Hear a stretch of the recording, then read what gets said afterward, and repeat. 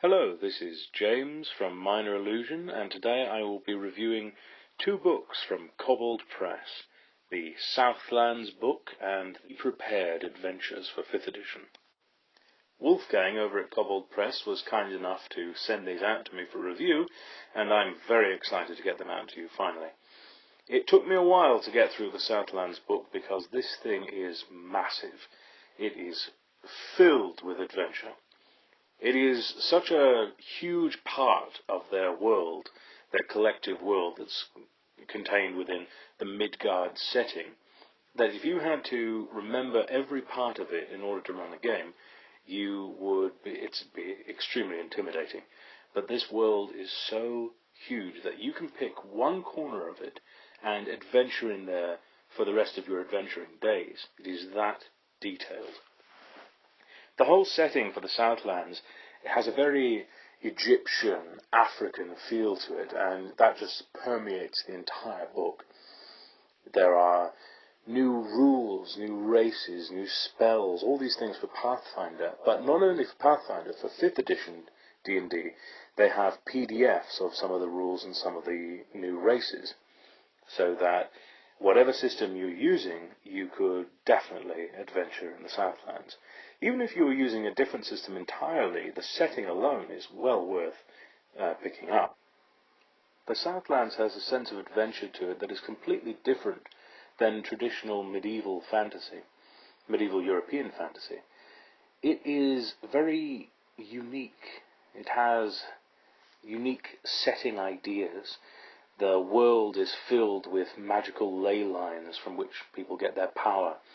There was a culture of titans that lived on this world that went mad, and now some of them live in the sea. There are gnoll tribes wandering around, and gnoll tribes living within civilization.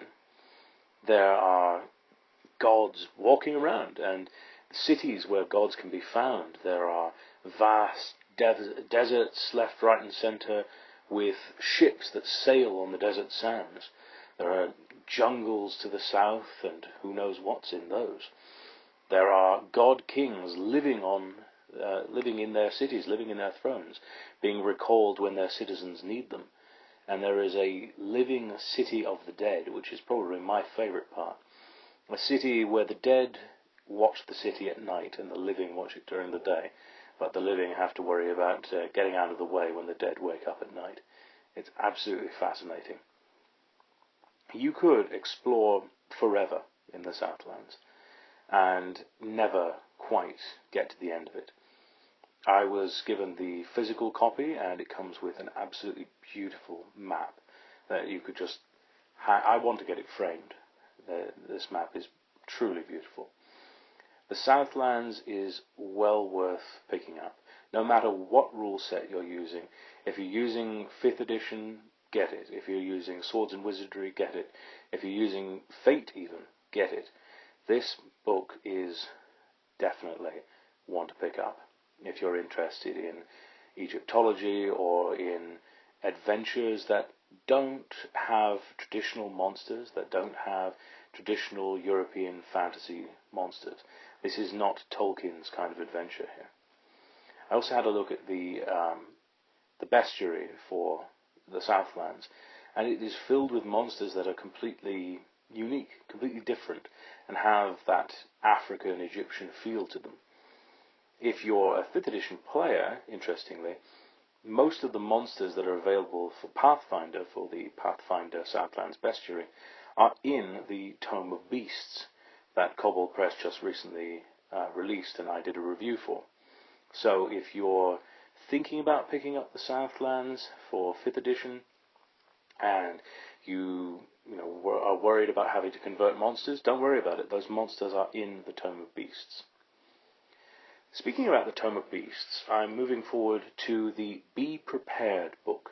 This is a small 24-25 page book containing 12 adventures for 5th edition that uses the monsters from the Monster Manual and from the Tome of Beasts.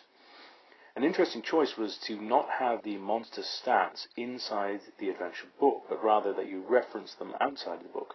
Some people may not like this choice, but I personally do, because it does not take up unnecessary space on the page.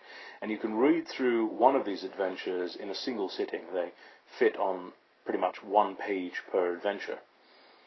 They are very, very, very useful. This whole book was designed to be an adventure you can have in a flash when your GM is sick or when you just want to do something different.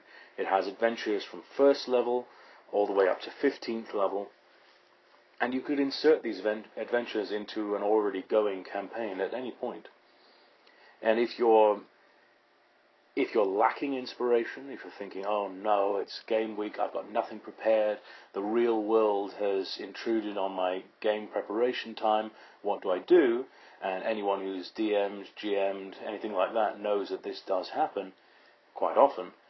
This book is perfect. If you're lacking inspiration, it's perfect. If you're strapped for time, it's perfect. This book is something you're definitely going to want to pick up.